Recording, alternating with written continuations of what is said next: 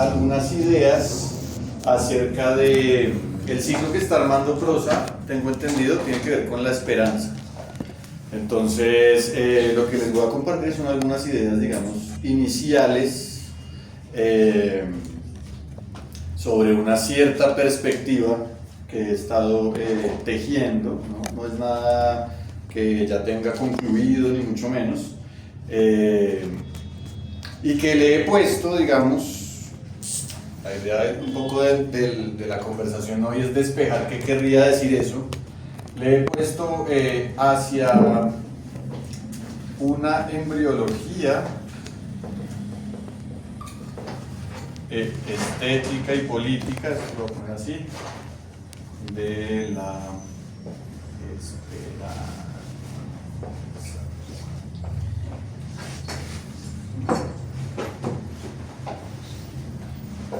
Les voy a confesar una cosa: cuando vi que el tema era la esperanza, al principio sentí un poquito de desesperanza, como de picor un poco, porque digamos que lo habitual en el medio en el que nosotros nos movemos es que todo el tiempo se habla de esperanza. Buenas noches. Buenas noches. Todo el tiempo se habla de esperanza, pero bajo un tono que a mí personalmente me resulta un poco exasperante, por edulcorado y por como medio instrumental, ¿no? Hay como un uso instrumental de la esperanza. Entonces, el reto que yo me propuse fue intentar proponer un acercamiento que puede que a ustedes les parezca al final de la charla igual de edulcorado, espero que no, al mismo afecto, ¿no? Al afecto de la esperanza. Digamos que lo primero que habría que decir es que de lo que vamos a hablar es de un afecto, ¿no? Un afecto. El camino que yo elegí para pensar la esperanza un poco, que tiene que ver con este asunto de la embriología, tiene que ver con la pregunta de cómo toma forma ese afecto en un contexto particular, ¿sí? Digamos que la pregunta sería una pregunta anclada al problema de la forma, ¿sí? Digamos que eso sería el primer punto. Es, para mí, o el enfoque de la charla de hoy tendría que ver con el problema de la toma de forma de la esperanza, ¿sí? ¿Qué implica esto? Implica que desde el inicio nos vamos a situar en un ángulo en el que la esperanza no está ya hecha, ¿sí? Sino la esperanza siempre está de alguna manera tejiéndose o ensamblándose dependiendo del contexto en el que uno esté. El problema de la forma, digamos, es un problema que tiene una larga historia en filosofía, en el romanticismo, digamos, Schelling, Goethe, ¿no? Se concentran en cómo es que emergen las distintas formas que componen la realidad, ¿sí? El problema de la forma no atañería solamente al problema de la forma de un organismo, por ejemplo, cómo toma forma una flor, ¿sí? Cómo llega a tener la forma que tiene un individuo particular, cómo toma forma una idea, ¿sí?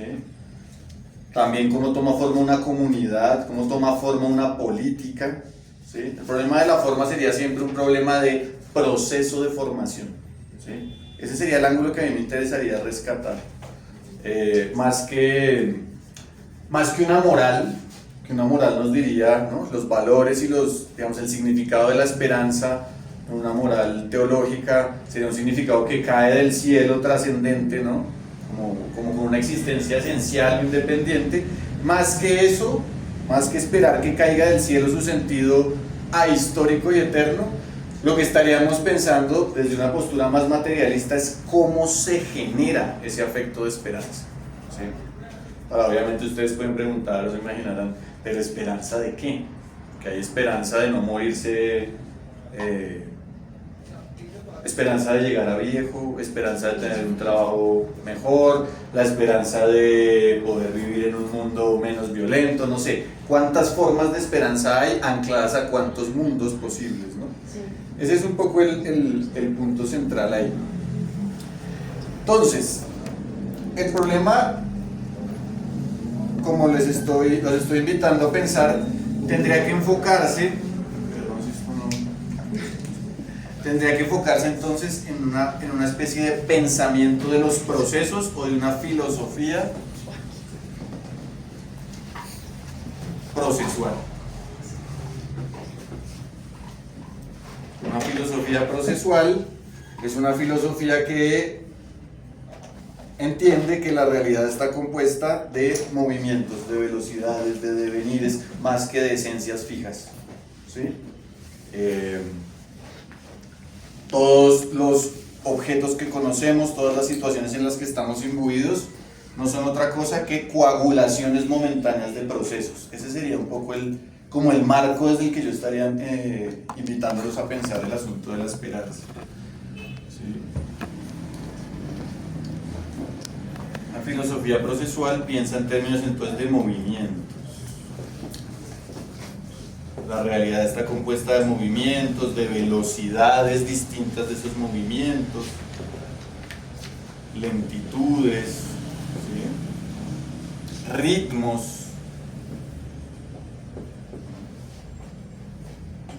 Por supuesto, cuando uno piensa, por ejemplo, en el cuerpo de cada uno, pues no es otra cosa que un acontecimiento momentáneo de un montón de velocidades y ritmos, ¿no? Moleculares, celulares, químicos, un montón de intensidades componen un cuerpo en el instante tras instante, si se quiere, ¿sí? La velocidad del aire, las velocidades del pensamiento, las velocidades del afecto, ¿sí? Entonces digamos que bajo el ángulo de la filosofía procesual, esas velocidades, si se quieren, también nos llevarían a una especie de filosofía de las intensidades. ¿Sí? No solo un movimiento con la misma intensidad, sino un afecto, por ejemplo, el afecto de la esperanza, para ir directamente, puede tener una intensidad mayor ensamblada en un momento particular, por ejemplo en una marcha política, ¿no? Los cuerpos se acompasan musicalmente y la intensidad incrementa de esa velocidad afectiva, o puede precisamente disminuirse y llegar casi que al punto cero vibrati, ¿no?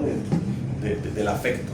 Entonces piensen también como en términos de, si hablamos de intensidad y yo hago esta imagen, también estaremos pensando en términos de umbrales, ¿sí o no? De ondas, umbrales, ondas. Casi que son todos estos movimientos, uno podría pensarlos en términos musicales o estéticos, ¿no? La intensidad de un color, de un sonido, es pura estética, ¿no? La estética sería un campo de prácticas relacionado con la sensación, y la sensación no es otra cosa que intensidades, ¿sí? Cuando uno ve un cuadro, no sé, de Bacon, lo que siente son intensidades. Una película, una canción, no sé, se trata de intensidades. Pues bajo el ángulo de la intensidad,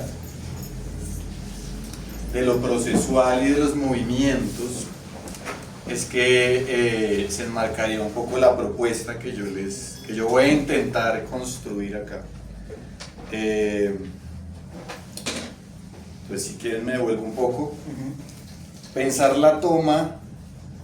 el proceso a través del cual la esperanza toma forma, es pensar el proceso de las intensidades, movimientos, umbrales y ondas involucradas en esa toma de forma de la esperanza, ¿sí? Piensen, les he dado ejemplos del cuerpo, intensidad de respiración, de la velocidad del pensamiento. Pero piensen también que la esperanza se ensambla o emerge en un entorno o en un ecosistema, ¿sí o no? En una ecología.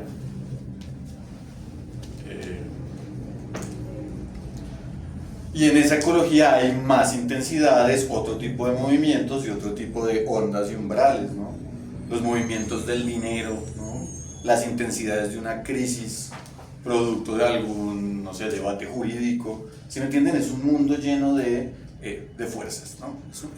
Es una ontología de las fuerzas, si quieren, para los que les guste la filosofía, una metafísica de las fuerzas, una ontología de las fuerzas, estaría aquí metida. Pensar en términos de choques de fuerzas. Y las fuerzas componen cuerpos. ¿Sí? A mí hay un ejemplo que siempre traigo a colación de Henri Michel, un poeta, y tiene una frase muy linda que dice: los hombres, las cosas, somos seres lentos compuestos de velocidades fantásticas. Esa es como la imagen, ¿sí? La esperanza es una intensidad que bajo cierto ángulo es lenta, tiene una duración, digamos, como macro, pero si uno pudiera mirarla microscópicamente, vería son esas velocidades fantásticas, ¿sí? Que la componen, que estarían atravesadas de velocidades del ecosistema, de velocidades del deseo, de los sueños, ¿no? ¿Se entiende hasta ahí? Pues yo tengo una pregunta. Cuando tú hablas en relación a las intensidades, o sea, un poco lo que estoy como entendiendo, te quiero preguntar si es así o si de pronto estoy mal interpretando. O sea, el cuerpo es como el lugar de convergencia de todas estas intensidades, ondas, fuerzas, pero entonces es, bueno, precisamente qué puede la esperanza en un cuerpo, cómo se construye la esperanza en ese cuerpo que está atravesado por toda esta filosofía de la intensidad y de los procesos. Sí, como que eso... No, está bien, claro, el cuerpo, tu cuerpo y nuestro cuerpo, pero esto, en este momento, si uno pudiera verlo molecularmente y físicamente, cuánticamente, movimientos, ¿no? Tiene la existencia sólida, pero está sometida al paso del tiempo, ¿no? O sea, cada objeto estaría compuesto de un montón de velocidades. Pero hablaríamos entonces de cuerpos subjetivos o de cuerpos. Cuerpo en general, o el cuerpo de una idea, el cuerpo de una nación. Serían distintos tipos de coagulaciones. Ok, es que lo pensaba porque entiendo que es hacia la esperanza, ¿no? Lo que estamos pensando, ¿no? Como cuál es ese nacimiento. Y la imagen de la esperanza nacida desde los cuerpos subjetivos, por decirlo así, los cuerpos que son y piensan, como que me resulta claro. Ya. Pero no me resulta clara el nacimiento de la esperanza en los otros cuerpos. Claro, eso está buena la pregunta. El primer sentido, digamos que la conclusión va a ir hacia allá. Okay. Incluso vamos a pasar por cuerpos más lentos. Estos cuerpos que tú llamas subjetivos, que somos nosotros, donde emerge el afecto de la esperanza, no están aislados de un mundo. Hacen parte de un mundo económico, ¿sí o no? De flujos de capital, de flujos de deseo, de flujos de imágenes, de flujos de sonidos, ¿sí? Todas esas también serían intensidades, ¿sí o no? O cuerpos. Un sonido es un cuerpo compuesto de varias intensidades, ¿no? Si uno va con un ingeniero de sonido, descomponga ¿no? Hay varias frecuencias, en el sentido más literal o material, si lo quieres. Entonces, todo este entramado compondría una especie de ecosistema, al interior del cual se gesta la esperanza en estos cuerpos, ¿sí? ¿Sí me entiendes? Es un poco esa la idea. La esperanza no sale del cuerpo puramente individual. El cuerpo puramente individual está relacionado con un entorno político, un entorno social, un entorno ecológico. Es en ese sentido, ¿sí? En ese sentido por ahora. Ahora, vamos a ir hacia la propuesta y el spoiler va a ir hacia un tipo de cuerpos o de existencias que yo les voy a proponer, que nos van a permitir pensar esa emergencia de la esperanza de un modo práctico, ¿sí? Pero ya vamos para allá. Lo que estoy intentando hacer es como construir el problema lentamente para poder más o menos como sentirlo de alguna forma, ¿no? Como asirlo. Pues hasta ahí está claro, ¿sí? En ese sentido. En ese sentido podríamos sacar algunas conclusiones ya. La esperanza no sería un fenómeno puramente individual, ¿sí? Ni siquiera la esperanza que uno puede decir, no, es que mi esperanza personal es convertirme en una persona millonaria, ¿sí? Pero es mi deseo y mi sueño, ¿no? Esa es mi esperanza, es una esperanza que surge al interior de un colectivo, ¿sí? O sea, aquí la hipótesis de un atomismo, digamos, social, ¿no? De que el mundo se compone de individuos, cada uno cerrado en sí mismo, con su personalidad, que luego se ponen en relación, no va, ¿sí? Aquí sería el contrario. El individuo emerge, así como emerge la esperanza, de un entramado colectivo. Sí, eso es Marx, ¿no? Entonces, como que el entramado colectivo no solo es entre humanos, sino entre objetos, fuerzas naturales, animales, máquinas, ¿no? Entonces, ¿por qué el punto de la embriología? Me imagino que ya tendrá más sentido. Pues la embriología, ¿no?, es precisamente el estudio, ¿sí?, el estudio de la manera en la que una célula termina desarrollándose o germinando un individuo particular, ¿sí? En la fecundación, el embrioncito. Bueno, yo cuando le puse el título a esta charla dije, no, la gente va a pensar que yo soy un antiaborto, pro vida, bueno, pero no, porque la idea es abortar hartos embriones que no, bueno, el embrión, una célula, ¿sí? Esa célula va a entrar en un proceso de formación, ¿sí? ¿Sí o no? ¿Sí? Eso es lo que pasa. Listo. Entonces, la propuesta es, quizás hay herramientas dentro de la forma de pensar de la embriología, de un campo de práctico científico, que nos sirvan traspoladas a el problema de la esperanza, ¿sí? Básicamente es el movimiento. Y si uno va, yo hice la tarea ñoña, y va y busca que es embrión, dice que viene de en, que significa adentro, y brío, que significa brotar, ¿sí? Entonces querría decir algo así como aquello que brota desde adentro, que brota adentro, que retoña, que germina, ¿sí? Eso sería el embrión.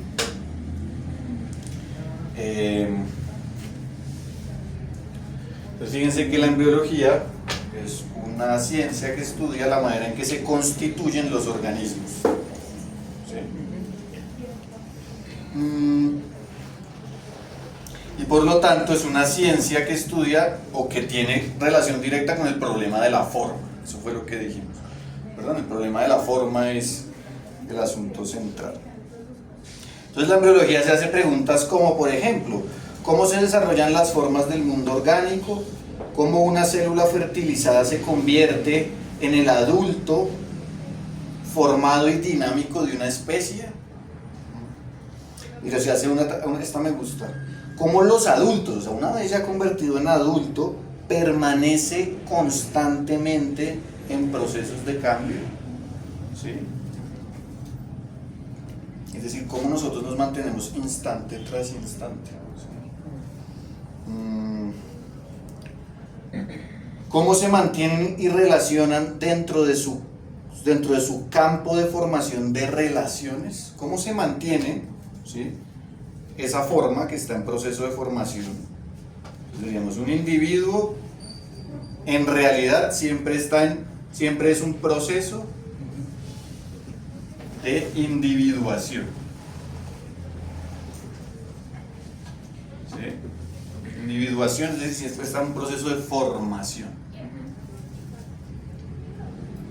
Entonces, siempre está en un proceso de formación, que el término técnico, uno de los términos técnicos en embriología es, se los acabé de decir, el campo está en formación al interior de un campo de formación, o si se quiere, de un campo morfogenético. ¿Sí? La morfogénesis es el estudio del origen de todas las formas en el arte, las formas de los sistemas de pensamiento, las formas políticas, las formas arquitectónicas. Aquí atañe al mundo orgánico, ¿no? Proceso de formación al interior de un campo morfogenético. Son más palabras y más jerga para lo que yo les estaba diciendo ahorita. El campo, la sociedad podría ser el campo morfogenético, la familia, ¿no? Nuestro campo morfogenético se compone de varios entramados, y al interior de esos entramados surgen distintas cosas.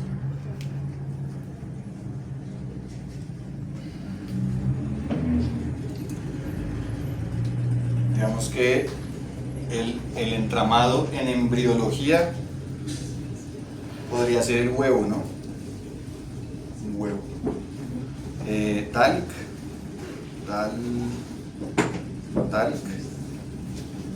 fue un embriólogo belga, y el tipo se volvió muy famoso porque se puso a estudiar cómo al interior de un huevo, ¿sí? Un huevo de un reptil, un huevo de un ave, empiezan a emerger fase a fase, ¿sí? O a tomar forma fase a fase. Por ejemplo, una alita, una patica, ¿sí? O sea, ¿cómo es que eso sucede al interior de un huevo? ¿Me entiendes? Pura intensidad y pura movilidad. Tanto así que Dalk lo que hace es empezar a utilizar la jerga de las intensidades de los umbrales para empezar a determinar zonas de formación, ¿sí?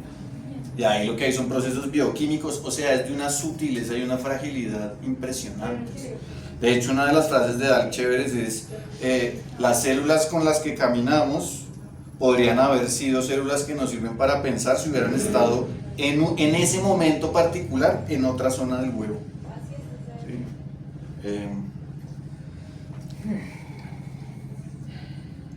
¿Sí se entiende hasta ahí? Hasta ahí lo de la embriología, no ha dicho nada a la espera. ¿Sí? Más o menos, ¿qué pregunta tiene usted?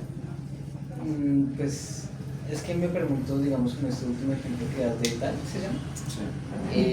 Si entonces esta ordimbre compleja que nos estás presentando, marcada como en este proceso morfogenético, no solamente obedece como a una filosofía, digamos, de las intensidades y de los procesos, como dices, sino también de los tiempos, en la medida en que se marca no solamente en un campo, digamos, del individuo y de la colectividad y de lo que lo marca, ¿no?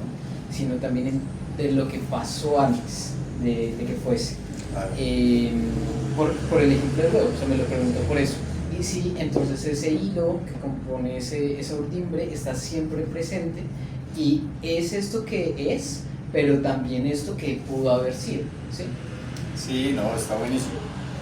De hecho, la dimensión temporal es central, totalmente central. Esto no es otra cosa que duraciones. Digamos que la intensidad, como decíamos, es una potencia, ¿no? Es una magnitud que puede crecer o disminuirse, ¿no? La intensidad de un amor. Entonces crece y puede fluctuar, ¿sí? No es una cantidad extensiva, no tiene un espacio, una concretud como la tiene la silla o como la tiene un órgano. Por el órgano atraviesan intensidades, ¿sí? O los órganos, en un sentido muy literal, pero habría que hacer muchas vueltas, están compuestos de intensidades, de hecho. Lo que decíamos, ¿no? Las células, la bioquímica es puro movimiento, son intensidades. Pero la intensidad tiene también la duración, no solo de la potencia que crece y disminuye, sino de la duración. Dura. ¿Sí? Entonces, si tiene la intensidad y la duración, también implica, ¿sí? Como que envuelve una dimensión temporal. ¿Sí? ¿Sí lo ves? La duración de mi cuerpo no es una duración abstracta, es la duración de las interacciones químicas celulares, ¿no? Ese es el tiempo de mi cuerpo. El tiempo de mi conciencia ya es otra cosa, anclado al tiempo de mi cuerpo, o sea, ¿sí? Pero por supuesto la dimensión temporal está ahí. Tú decías otra cosa que es clave. Si la dimensión temporal está ahí, es necesario que tenga un enfoque histórico, ¿sí? Entonces, hay un antes y un después. La otra cosa que tú decías que es absolutamente central y que yo no la he dicho, es el asunto de lo que pudo haber sido, ¿sí o no? El huevo, el pollito pudo haber nacido con una alita más corta o sin una pata, ¿sí? Pues eso puede, y sucede. Es decir, aquí lo que se juegan, además de intensidades, duraciones, movimientos, son potencias posibles, y el término técnico que vamos a es virtualidades. ¿Sí? Una virtualidad es, por ejemplo, el esbozo de una alita. El huevo virtualmente puede generar un ala de muchas formas, pero se actualiza, pasa de lo virtual a lo actual bajo la forma de esta alita. Es la gallina con la alita ahí, entonces ponen un nombre de gallina con alita, ¿sí? Y se actualiza el nombre y toda la vaina, ¿sí? Entonces no solamente está la dimensión temporal como de una línea de tiempo, sino se le añaden otras temporalidades, otras virtualidades, ¿sí lo ven? Entonces el tiempo comienza a espesarse también. Eso es un huevo, ¿sí?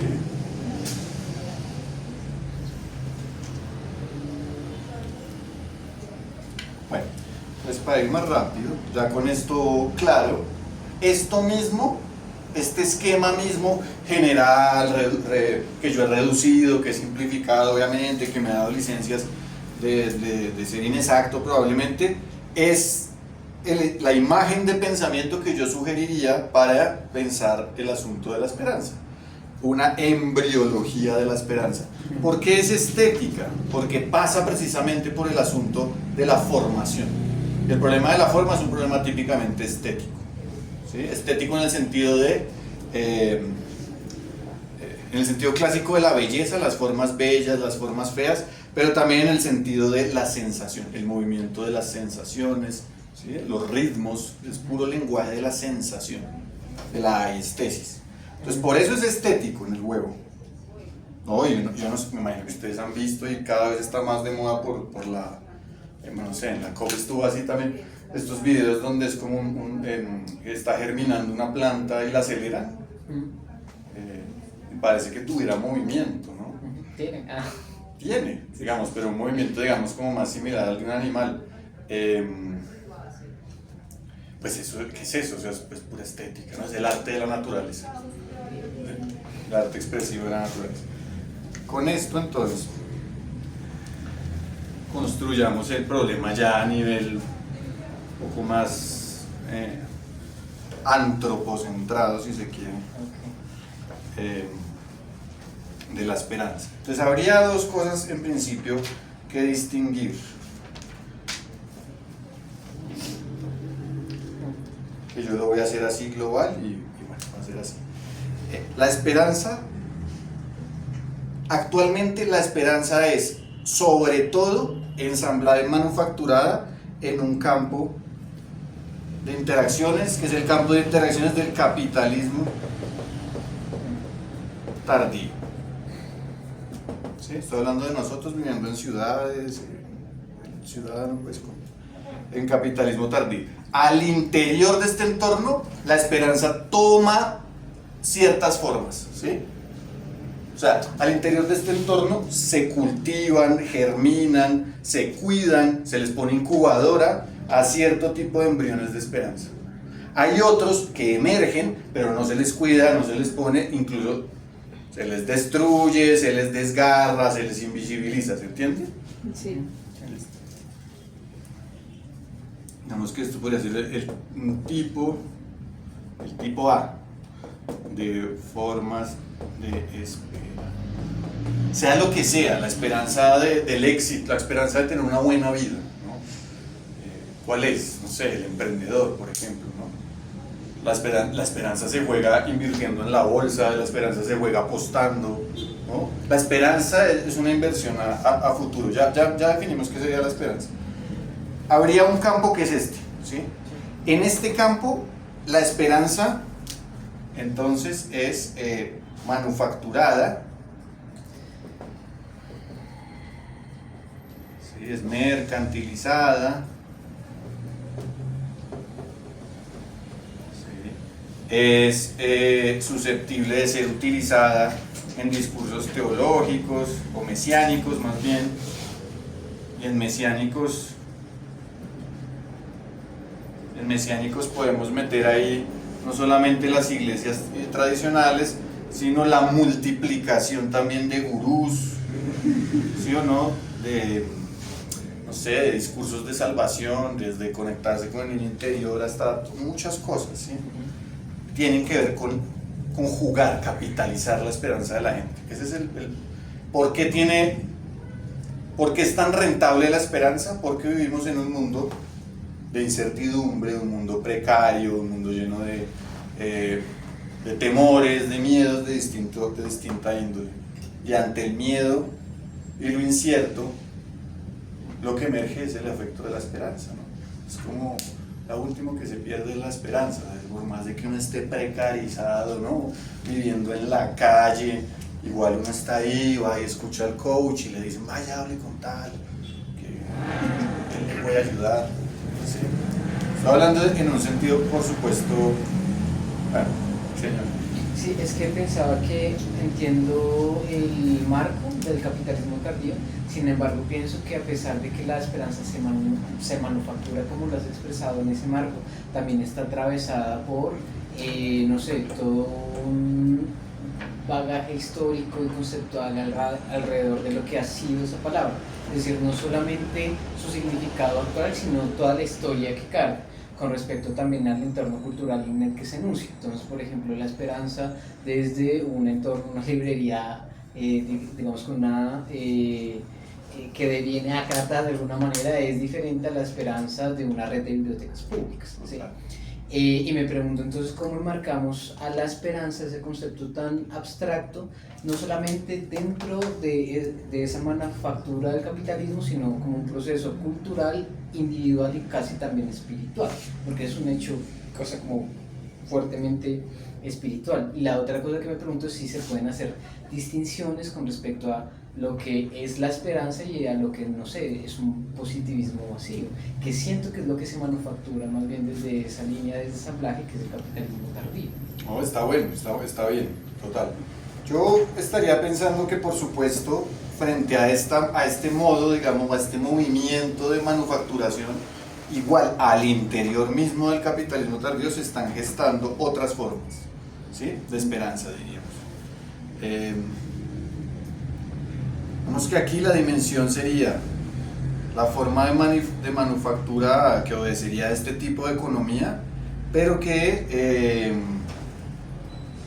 además tendría que ver con una cierta forma de control, ¿sí?, de control de las subjetividades, si se quiere. Ese sería como el punto problemático que a mí me interesaría pensar. Las distinciones sí, siempre van a ser necesarias, pero bueno, veremos hasta dónde nos da. Así como está este movimiento de formación o este movimiento embriológico, también al interior mismo, como lo decíamos, de este entorno, hay gestos o movimientos que intentan darle curso a otros procesos de formación de la misma esperanza.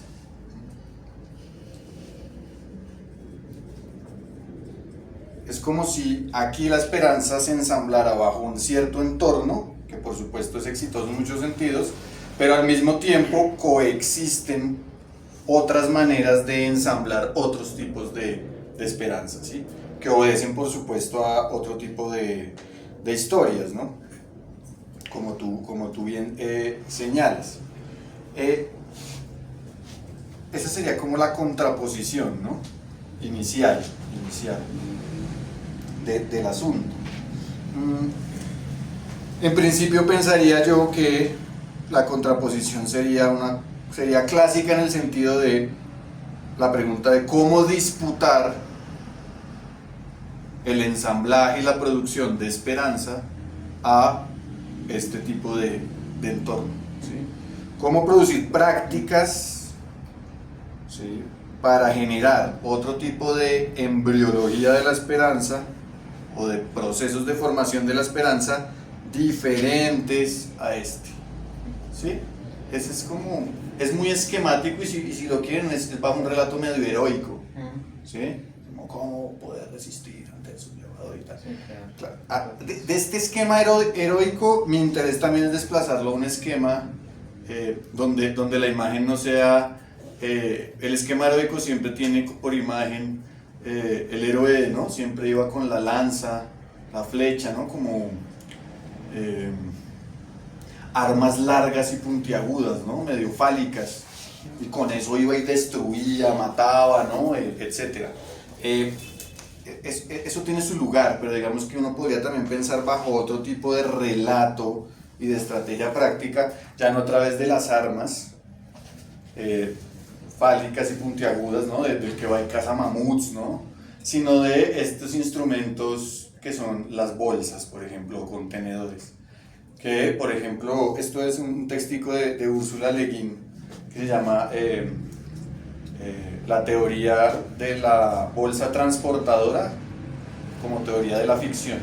Y ella dice una cosa muy linda, es decir, el relato de la evolución de los humanos siempre nos han contado que los protagonistas fueron hombres que se fueron a cazar mamuts con y vinieron muy heroicos a contar sus grandes proezas, mientras había gente allá como medio extras, ¿sí?, cogiendo cositas, metiendo, ¿no?, que generalmente eran las mujeres, y la labor recolectora, ¿no?, bla bla. Entonces ella propone, ¿y qué tal si para la ficción, qué tal si pensamos, en vez de la figura del héroe, ¿no?, para estructurar un relato, tanto literario, histórico, revolucionario, lo que sea, un relato en el que la imagen no sea la lanza, sino una vasija, un contenedor, una mochila, un tejido, ¿sí?, una bolsa que transporta. Teniendo en cuenta que la bolsa que transporta me estructura un relato donde no importa la flecha del tiempo, no importa, ¿no?, inició así, superó el conflicto y ganó. No, implica otro tipo de discursividad, otro tipo de relaciones, implica enredos, implica fracasos, ¿sí? En una bolsa transportadora ya va a decir incluso que esto nos llevaría a la idea de que el universo mismo es la bolsa transportadora, ¿no?, en último término, ¿no? Y si el universo mismo es la bolsa transportadora, ¿no?, está compuesta de los enredos, ¿no?, que exigirían otro tipo de relatos, ¿no?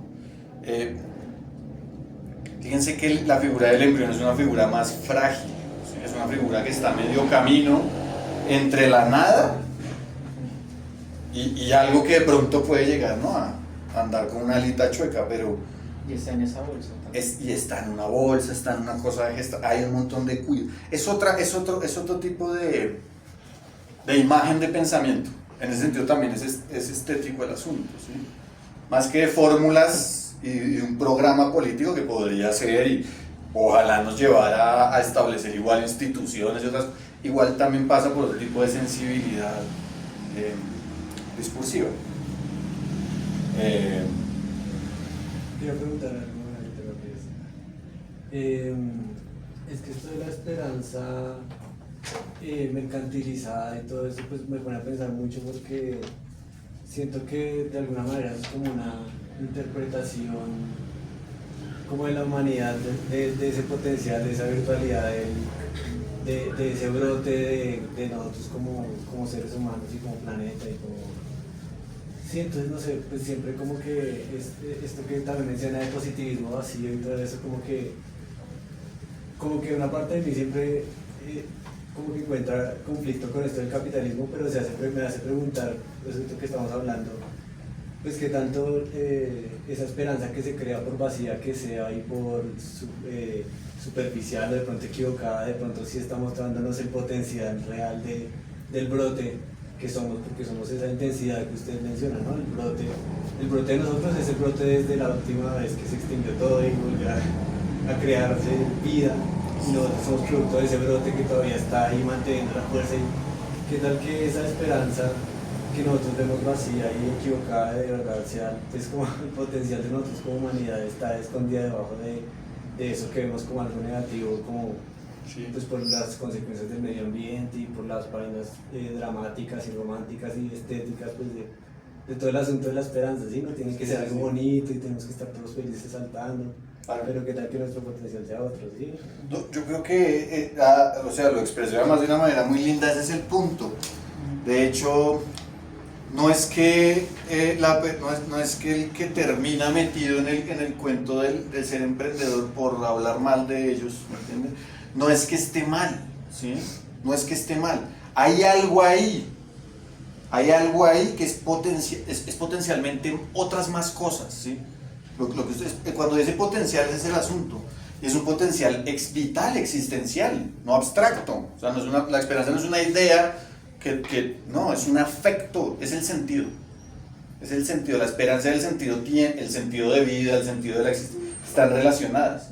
Entonces, por supuesto, cuando yo digo disputa, sería precisamente qué otras maneras hay de darle forma a ese sentido o a ese deseo de sentido, o a ese deseo de otro mundo, ¿no? Como a salir de otro estado de cosas, ¿sí? Y precisamente sería muy, como usted lo señala, sería muy extraño decir eso no es esperanza, ¿sí? El punto ahí sería cómo se maquina la esperanza, si me dejan usar ese término, ¿sí? Cómo se maquina, de cómo se produce, social, ambiental, biológica, ideológica, ¿sí? Mente, esa esperanza, cómo se maquina el deseo de futuro, el deseo de sentido, ¿no? Que la esperanza, cuando yo busqué, bueno, no es nada raro, esperanza, tiene que ver, todas remitan a la palabra esperare, o sea, a esperar. Esperar. Pero es un modo de espera en el que se anhela que lo que se espera llegue, ¿sí? Es como que lo que se espera llegue, ¿no? Como de cara al futuro. Ustedes también hacían el chiste al inicio, pues desesperanza sería el desgarramiento o la desarticulación de esta espera. El que ya no espera, ¿sí? Y el que ya no espera puede desesperar en el sentido de convertirse en el escenario visible de un montón de intensidades de agobio, ¿me entiendes? Ya no puede más. Y el ya no poder más se puede presentar como patologías de brotes, digamos, ya críticos, no sé, hasta brotes de apagarse la intensidad de su propia sensación de existir, ¿sí? Una depresión, una cosa, ¿no? Una pérdida de... Entonces habría formas de esperar y de desesperar también, que están relacionadas con es un problema de tiempo, de la relación, o de ser tiempo, ¿sí? Del paso del tiempo. Y un problema humano también. Un problema de lo humano. Porque la otra parte es como, bueno, lo puedo pensar y dedicarme el tiempo de qué manera ir en ese avance, o puedo sentirlo y solamente vivirlo desde lo que siento, ¿sí? O sea, no entrar en un conflicto del lenguaje, mencionarlo y acotarlo y imitarlo con el lenguaje, sino de percibirlo desde el animal que somos. Sí, claro. A mí- Hay como un cierto estado de alerta, ahí ya muy en términos muy casi que mamíferos, ¿no? El estar expectante, ¿no? En el estado de supervivencia, la alerta es, ¿no? ¿Qué puede venir? ¿Sí? Justamente para varias gente, no sé, en antropólogos y antropólogas, incluso en antropología filosófica, generalmente dicen, no, claro, es solamente cuando usted puede garantizar un mínimo de seguridad, donde no tiene que estar gastando energía en quién se lo va a comer, en quién lo va a matar, ¿no? Que puede de pronto liberar la atención hacia otras cosas. En el capitalismo tardío vivimos en un estado parecido al de alerta en muchas ocasiones, ¿no? O sea, es como una animalidad, es como un regreso a la animalidad en un sentido pues negativo, digamos, con mucho sufrimiento. ¿Qué? Es que estaba pensando en lo que dijo la compañera y el compañero y me preguntaba precisamente si desde este lugar como de la disputa que no es solamente semántica, ¿no? Sino que es profundamente vital, no existe también una necesidad muy vital de comenzar a crear una contranarrativa, ¿no? Que no obedezca precisamente a ese lugar, digamos, de la manufactura del capitalismo tardío, porque claro, uno puede hablar de lo otro como potencia para, ¿no? Entonces como, no sé, el emprendedurismo como potencia para algo más, ¿no es cierto? Sí, sí. Pero cuando ese otro deviene en digamos, en los lugares comunes que nos han traído a la situación de la desesperanza, ¿ahí de qué estamos hablando? Si lo que de lo que se trata es de reproducir esos lugares, pues quizá deberíamos encontrar ese otro lugar en donde esos lugares no se reproduzcan y en donde lo que se espere sea otra cosa, ¿no es cierto? Porque sí, o sea, entiendo lo de esperar, pero también entiendo que las palabras no son solamente como su etimología, sino son su uso en el lenguaje y cómo las podemos usar de otras maneras. Si el usar usar la palabra esperanza con un sentido esperanzador, creando nuevos mundos, no tiene que ver también entonces con definir lo otro, lo que ha devenido en el capitalismo tardío, como aquello que puede deslindarse como de la esperanza, porque va a devenir en desespero, ¿sí? O sea, por eso me parece como importante la disputa y la necesidad del distanciamiento, ¿sí? Como los dos lugares. Eso está muy chévere porque además nuevamente se traduce en una práctica o en una pragmática, ¿no? Porque para poder producir esas distancias y esos otros entornos, pues hay que construirlos. Y si estamos, y si partimos del hecho de que no es una cosa que se ensambla individualmente, uno podría pensar en son comunidades, ¿no? Casi que entornos de circulación de la gestación de esas esperas. Y eso es las madres de Suacha, eso puede tener muchas encarnaciones contemporáneas absolutamente impresionantes, ¿no? Que además es muy bello porque se cultiva esos entornos de esperanza, y es una esperanza politizada, no es una esperanza ingenua ni naif, ¿no? Es una esperanza incluso combativa. Y esa esperanza entra en resonancia con otros que han vivido cosas y que también quieren otro, ¿no? Y empieza a generarse una especie de colectividad histórica, anarquistas, socialistas, ¿no? O sea, hay como una resonancia, por más de que en muchas cosas haya diferencias, pero la política en ese sentido entraría ahí, ¿no? A mí me parece muy interesante porque esto digamos, cuando yo estaba, o un poco que he leído para ir montando esto, que nuevamente está en esbozo, me acordé en el siglo XVII de Spinoza, ¿sí? Este filósofo, y que tiene el tratado teológico político y el tratado político. Y Spinoza decía, pues mire, casi que la gente, los que se han dedicado a pensar lo humano, ¿sí? Y las emociones, siempre no las han entendido, siempre han pensado que son vicios, ¿no? Que hay que superar, que son cosas antinaturales. Y él dice, no, para poder entender bien fenómenos como la esperanza, el odio, los celos, la venganza, hay que pensar que se trata de fenómenos análogos al clima, como una especie de meteorología del alma, ¿no? Son movimientos naturales, va a decir, en los cuerpos humanos que tienen su lugar de ser, Así lo dice literalmente. Meteorología del alma. No. Pues está muy bonito. Dice, pero sí, está ahí, lo digo.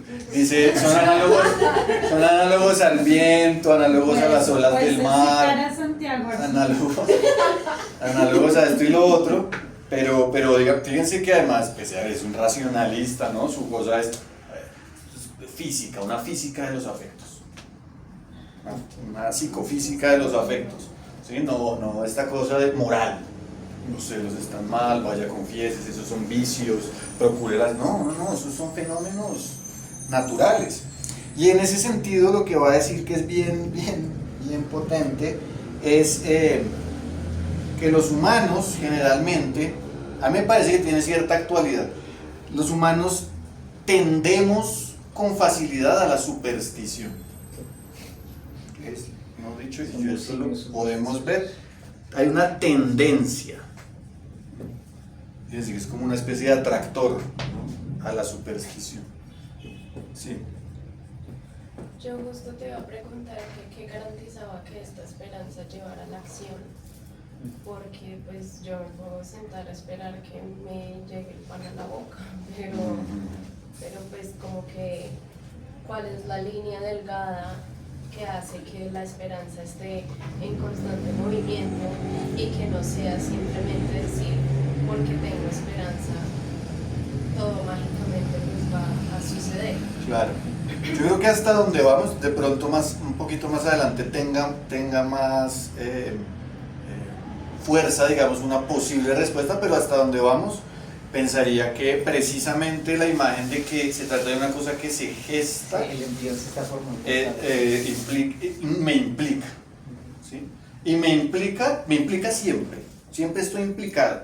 Y si yo no hago parte de la manera en que la esperanza se maquina en mí, pues simplemente voy a experimentarla casi que automáticamente, ¿no? Es decir, la esperanza que dan en que, no sé, por afinidad a un partido, por simplemente estar en la red, se va a despertar la esperanza. Pero necesariamente se trataría, y hacia allá iríamos, de un asunto, es una pragmática y por lo tanto es un asunto de experimentación, ¿sí? Yo no puedo decirles cómo ni qué hacer, pero es un asunto de experimentar. Y experimentar en un sentido, la experimentación siempre es artística. Y artística en un sentido en el que la ciencia hace arte, la filosofía hace arte, ¿no? En un sentido casi que ni siquiera es una filosofía del arte, sino un arte de las prácticas. Toda práctica involucra un tipo de arte, ¿sí? Política, no sé. Entonces habría que pensar en cómo producirla, ¿no? Y cuántas, y además ni siquiera, uno también podría que no, vamos a crear la esperanza. Existiría un tipo de esperanza ideal que está esperando por ser creada y una vez la descifremos vamos a vivir corridos de las manos. No, porque la historia política nos ha mostrado que se trata de lucha de clases, que se trata de un montón de cosas que son reales. Entonces, hasta ahí podría decir eso ahorita. Pero para terminar lo de Spinoza rápidamente, habría una tendencia a la superstición. ¿Por qué tendemos a la superstición? Y lo va a decir, eso sí lo dice literal, porque los seres humanos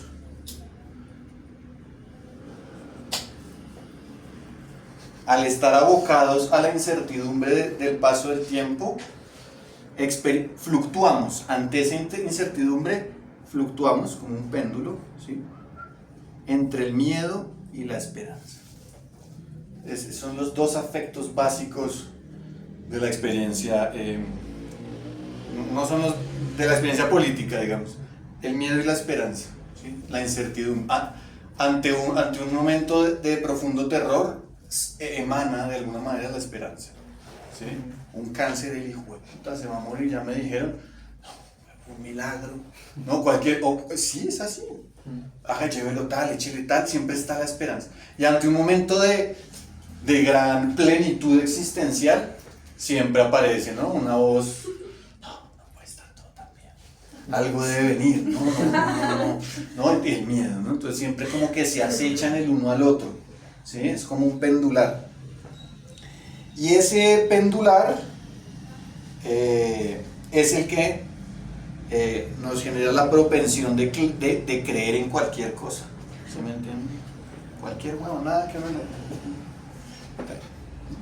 La superstición. Pero ¿qué va a decir Spinoza, absolutamente político y actual, si uno cambia los términos y los escenarios? Lo que va a decir es, que lo tengo aquí también, es que... no, vénganse, los leo porque eso no, es que es digno de aprendérselo, de recitarlo. Es que es muy bueno. A ver. Dice Spinoza, dice que aquí la esperanza tiene un lugar absolutamente problemático, ¿no? Como que También habría como una pregunta buena que hacerle a Spinoza, y es ¿qué puede un cuerpo esperanzado? ¿Qué puede un cuerpo esperanzado? Es una gran pregunta y tiene todo lugar, de acuerdo. Miren lo que dice este señor. Ahora bien, esto es la introducción del tratado teológico político. Dice, ahora bien, el gran secreto del régimen monárquico de los reyes y su máximo interés, siglo XVII, consisten en mantener engañados a los hombres y en disfrazar bajo el especioso nombre de religión, superstición, el miedo con el que se los quiere controlar. Se disfraza ese miedo, a fin de que luchen por su esclavitud como si se tratara de su salvación, y no consideren una ignominia, sino el máximo honor, dar su sangre y su alma para orgullo de un solo hombre. O sea, esto pasa hoy. Pasa hoy. Yo siento que ahí lo que está hablando Spinoza es como la instrumentalización de la esperanza, pero está esquivando la pregunta real, ¿qué es la esperanza? Y lo que, digamos, la pregunta que nos está haciendo de qué formas toma la esperanza, ¿no? ¿Qué estética está tomando la esperanza? Entonces, si vemos genealógicamente, porque es el primer lugar estético, ¿qué es esencialmente, no? Esperar. Como para superar esta dicotomía anticapitalista y capitalista, que al final realmente si te paras a pelear contra el otro estás perdiendo la pelea de por sí. Hay que construir un lugar nuevo, ¿no? Una forma nueva, una estética nueva en la cual se piense la esperanza. Si volvemos a eso, esa imagen que hiciste al principio, digamos, de la mochila, por ejemplo, ¿no? Un lugar de una esperanza en que el camino del héroe no es lineal, no va a un B, sino que hay una cuestión ahí medio eterno retorno. Podría ser, o pronto todo el tiempo simultáneamente, no importa realmente, ¿no? Pero como preguntarse qué herramientas hay, tanto en el capitalismo, en el anti, no importa, que nos permitan esperar de una forma distinta. ¿No? Buenísima, claro. Como esperar sin perder obviamente su análisis con la fe, su conexión con la fe, con el anhelo, con la alegría, con la expectativa, porque esencialmente está eso en la esperanza, no lo podemos sacar sin dejar de ser esperanza. Sí. Casi diríamos, ¿cómo lo instrumentalizamos nosotros? Si el poder lo instrumentaliza así, ¿cómo se por otra forma instrumentaliza? Igual ya me parece mal, porque siento que ya está saltando una fase, ¿no? Cuando instrumentaliza ya está de una herramienta. Hay que crear la herramienta. ¿Cómo? Claro, pero ahí va la pregunta. ¿Qué me construye esa nueva herramienta que va a ser la esperanza? No, eso está buenísimo. Pues ese es el objetivo, despertar la idea. Esa está muy buena, de hecho. Y voy a aportar 2 o 3 cosas que de pronto ayudan, no a responder cómo hacerlo, en un sentido programático, pero sí, por ejemplo, en un sentido de imaginación política, sin que la imaginación se convierta... Fíjense que la superstición siempre está acechando, ¿no? O sea, podría aparecer nuevamente otra gran fórmula de distintos colores y uno va ahí, ¿no? Siempre es un problema de apertura, ¿no? ¿Cómo? Porque me gustó como lo dijiste, lo de qué otras formas de esperar, qué otras experiencias de la espera pueden gestarse, ¿sí? Cuando uno se pregunta qué puede un cuerpo esperanzar. Esa es un tremendo, digamos, tema de de exploración experimental. ¿De qué otras maneras si no es experimental? ¿Sí? Y experimental pasa por conversar, como por hacer mil cosas, ¿no? En un sentido amplio. Pero ese punto es clave. Una manera, porque fíjense, estoy proponiendo un filósofo del siglo XVII que diría, no, la esperanza, ojo, ¿no? ¿Sí? Nos puede terminar llevando a la superstición, y es decir, estamos presa, una esperanza crítica, diríamos, estaría presa de ese poder monárquico de control. Un filósofo más reciente, Slavoj Žižek, va a decir, publica un libro que se llama El coraje de la desesperanza. Entonces, Žižek siempre es provocativo, y entonces parte de una frase de Giorgio Agamben que dice: el pensamiento es el coraje de la desesperanza, ¿sí? Como atreverse a pensar. Y el argumento de Žižek, lo digo muy rápidamente, simplemente para tener otra perspectiva. Él va a decir algo así como: estoy harto porque incluso todos los diagnósticos, por más pesimistas que son, terminan ofreciendo una luz al final del túnel. ¿Sí? Estamos vueltos nada, pero igual, ¿no? Mientras vienen los marxistas, mientras llegan los otros. Entonces, ¿sí me entienden? Por más pesimistas siempre hay una alternativa, ¿no? Entonces diría uno, entonces, ¿qué quiere? ¿Sí? O sea, si no hay alternativa. Y lo que va a decir es algo así como: el coraje estaría en afirmar la desesperanza, es decir, hay desesperanza, ¿sí? En no apresurarse a imaginar una alternativa. Fíjense que también es de velocidad. La desesperación de, no, nosotros hagamos esto. Claro, es difícil decir a esto si uno tiene hambre, si uno no tiene, ¿no? Pues, pero bueno. Sino aceptar el hecho de que no existe ninguna alternativa clara. Clara, eso es claro. No es que no haya alternativa, estemos en el realismo capitalista de Mark Fisher, donde no hay una clara, ¿sí? Y lo que dice el man es: el sueño de una alternativa es un fetiche que nos impide analizar debidamente el punto muerto en el que estamos. Tiene un punto, ¿sí? Y es un punto casi que cercano a Spinoza en algún sentido. Ojo, no nos arrojemos no. Es un fetiche, superstición. Pensemos el punto muerto, habitemos la desesperanza. Eso es interesante. El no sentido es una posición medio punquera también, ¿no? Anárquica en algún sentido, ¿no? No hay ningún sentido, digamos, delineado al inicio, un principio, un arqué que me diga para dónde ir. ¿Qué hacemos? Hay que construirlo, hay que analizar por qué estamos acá, qué hay para poder crear ese otro entorno, ese otro huevo de gestación. Pues hay que entender cómo, ¿no? Cómo hacerlo, tomar armas, ¿no? De todos lados. Sí, es como una invitación hacia ese lado. Eso me parece también interesante, ¿no? O sea, no necesariamente, o sea, cómo evitar la desesperanza políticamente, afirmar la rabia, afirmar el sinsentido, e incluso mantener una red de cuidado, por ejemplo. Porque lo que se juega ahí en términos del sistema nervioso, pues son psicopatologías y son unas cosas muy serias y muy pesadas, ¿no?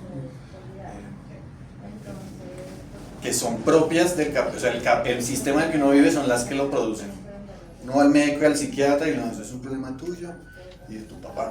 Sí, claro, ese es un problema, un fenómeno multicausal. ¿Sí? No sé qué estaría si uno tuviera que trabajar 15 horas diarias en un montón de situaciones en estrés. Entonces el entorno también produce ese tipo de sujetos. Entonces también es interesante hacerse esa pregunta: ¿qué significaría habitar en la desesperanza? Ojo que no es un nihilista en el sentido más básico. Siquiera hay una esperanza de que en la espera haya una esperanza. Sí. De hecho lo que va a decir... Casi que se come la propia Sí, persona. pero de hecho lo que va a decir es: necesariamente tenemos que pasar por la desesperanza. Y Sí. es un marxista hegeliano, ¿no? Y solo cuando todo el mundo cuando estemos bien desesperados vamos a producir el cambio. Y es que estás diciendo algo como de punto muerto, y lo asocio un poco con el tema de la movilidad, de que todo al final se está moviendo mundo y pensar la esperanza como una cosa estática, como una única cosa, ya es un punto muerto. Ya ahí estamos evidenciando eso, la muerte. Sí.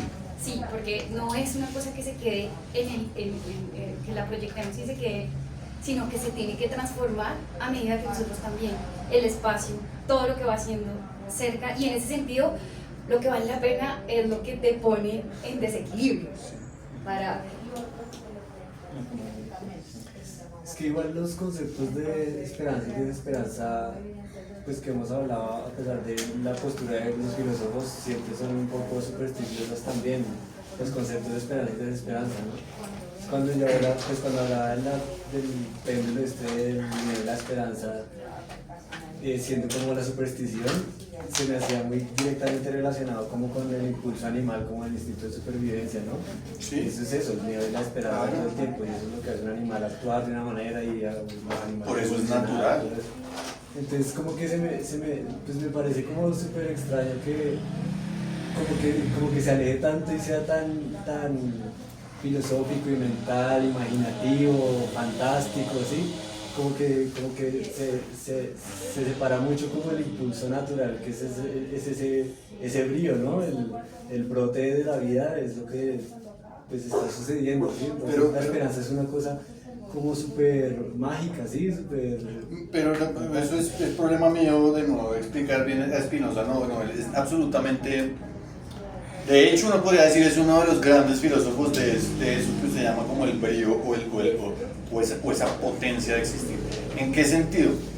En que casi que, y dicho muy rápidamente, para él se trataría de combatir contra la idea de que el ser humano es un reino dentro de otro reino.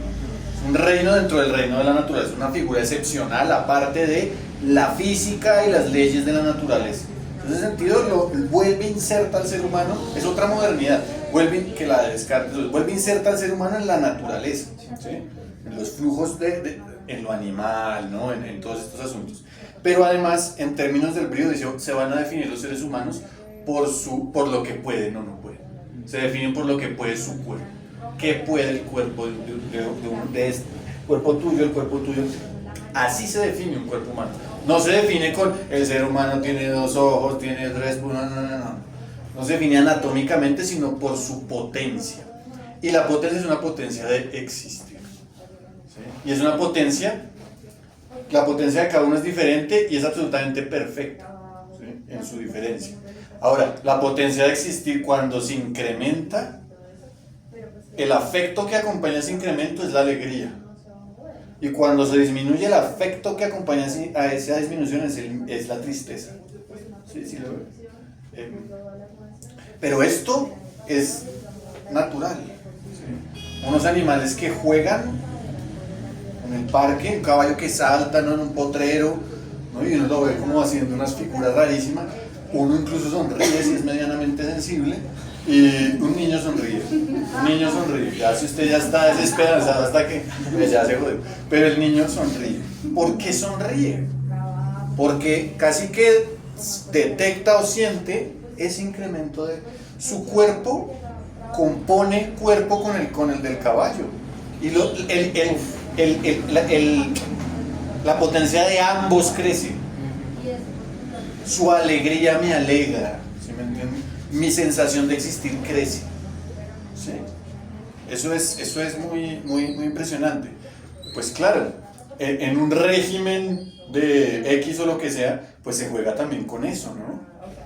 ¿Sí? A nosotros nos dicen todo el tiempo, es que usted lo puede todo. Usted en realidad podría hacer cualquier cosa, si quisiera, ¿no? Ese es el discurso estándar. Y el cansancio es yo no puedo poder más, ¿sí? Pero fíjense que lo que estaría, digamos, también siendo explotado es la potencia, ¿no? Cómo llevarla, incluso exaltar las drogas, ¿no? Todo el tiempo un cuerpo excitado. Es jugar con ese momento, una cosa medio maníaca rara. Pero eso está ahí, y sería natural, no sería una esperanza. Claro, esto, ¿cuál es el problema en Spinoza? Que el incremento, por ejemplo, de alegría. Yo estoy en una situación de tristeza porque no tengo dinero, soy pobre y tal. Alguien me echa un cuentazo, un nuevo político, ¿no? Tal, y empiezo a sentirme alegre, ¿no? Y empieza a emerger el afecto de esperanza. Las ideas que acompañan el incremento de la potencia, que acompañan mi alegría y la esperanza, las ideas que las acompañan no necesariamente son ideas correctas. Para Spinoza. Habría uno que pensar, entonces estoy alegre porque pues no puede quedarse con la sensación alegre o no importa por qué, pero estoy re bien, ¿sí? Es un racionalista, digo Mario, pero es un naturalista de cierta manera también. Ahí como para hacerle justicia al man. Ahora, si yo estoy aquí echando eso es otra cosa, pero él tiene puntos para defenderse. Bueno, yo quisiera avanzar en dos cosas y si quieren ya para no... una primera cosa que me gustaría poner de presente, porque también uno de los puntos de todo este asunto era pensar cómo eso sucedería en la cotidianidad, ¿sí? Y ya dijimos que el cuerpo es un punto clave, ¿no? ¿Qué puede el cuerpo, ¿no? ¿Cómo se despierta en un cuerpo la esperanza, etcétera? Este cuerpo, sin lugar a dudas, en la mayoría de las personas está atado sus potencias, lo que puede un cuerpo, qué movimientos puede un cuerpo, qué posturas, ¿sí? Qué ritmos, qué ideas puede un cuerpo, ¿no? Todo eso está necesariamente condicionado de alguna manera por la manera en la que se tiene que mantener, sobrevivir, ¿no? Donde trabaja, el mundo, los medios con los que interactúa, redes sociales, etcétera, etcétera. La economía. Entonces diríamos que todo cuerpo en principio es un cuerpo que está construido a través de hábitos. ¿Sí? Todos, ¿sí? Yo me despierto a tal hora, me tengo que bañar para poder ir a trabajar, cumplir un horario tal, usualmente voy a dar hábitos, rutinas. ¿Sí? Muchas veces yo no quiero hacer esto, que me voy a ir a levantar, pero me toca, ¿sí? Porque tengo que sobrevivir. Hábitos, rutinas. ¿Qué generan los hábitos? Fíjense que son ritmos, ¿no? Levantarse a las 6, hacer lo otro, hacer lo uno, comer, ponerse primero un hábitos. Esto, que son ritmos, tal, lo que en último término es lo que quiero señalar, me generaría en el cuerpo de todos tenemos algún tipo de encadenamiento sensoriomotor. ¿Sí? Todo cuerpo, si ustedes se ponen a pensar en sus propios cuerpos o observan el cuerpo de alguien con detenimiento, se dan cuenta de que está poblado de encadenamientos sensoriomotores. ¿Qué es un encadenamiento sensoriomotor? Ante ciertos estímulos, unas respuestas esperadas. El Transmilenio, la huevona, el trabajo, yo que doy clase, el niño, siéntese. No, todas esas, no, son en el almuerzo, a las tarde, no, tengo que ir a puros encadenamientos, ¿sí? Sensoriomotores. Obviamente no nos convierte en robots absolutos, pero sí hay una buena parte en que nuestro cuerpo pues es así. Cómo nos vestimos, con quién hablamos, lo que solemos hacer en el tiempo libre, son encadenamientos sensoriomotores. Ante ciertas circunstancias, ciertas percepciones, ciertas acciones. ¿Sí lo ven? Como que lo que percibo se prolonga a través de mis sentidos, se siente y desencadena una acción. Es un circuito. ¿Sí? Ese circuito indudablemente hace parte de la manera en que yo experimento esperanza. ¿Sí? ¿Sí lo ven? Es decir, estos circuitos también tienen que ver con mi historia personal, mis afinidades intelectuales, mis afinidades políticas, ¿sí? Necesariamente la esperanza se cultiva en un cuerpo que obedece a un encadenamiento sensoriomotor, ¿sí? Hacia dónde voy es lo siguiente, y es, si estamos hablando de una embriología, voy a hacer un pequeño rodeíto sin demorarme mucho. Cuando uno va, a mí me sirve esto, cuando uno va a los libros de cine de Deleuze, ¿sí? Lo que va a decir Deleuze es, fíjense que el paso del cine clásico, que es el cine anterior a la Segunda Guerra Mundial, ¿sí? Del cine clásico al cine moderno, que es el cine de posguerra, está dado por los nuevos realismos, o los realismos italiano, francés, ¿no? Películas de ese estilo. ¿Cuál es el cambio? Él va a decir, fíjense, en el cine clásico, usualmente con lo que uno se encuentra es el argumento de Deleuze. No me importa si es preciso o no en términos de cine, me sirve para esto. Lo que hace Deleuze es decir, fíjense que en el cine clásico todas las películas son películas centradas en unos personajes en la historia de unos personajes que responden ante unas situaciones y actúan, ¿sí? Entonces todo lo que uno ve es un personaje que, no sé, perdió el trabajo y entonces la situación de trabajo, la percepción lo lleva a actuar y a hacer este otro. Y el drama es el drama de un cuerpo, de entender el encadenamiento sensoriomotor de ese personaje, ¿sí? Las películas de acción son eso.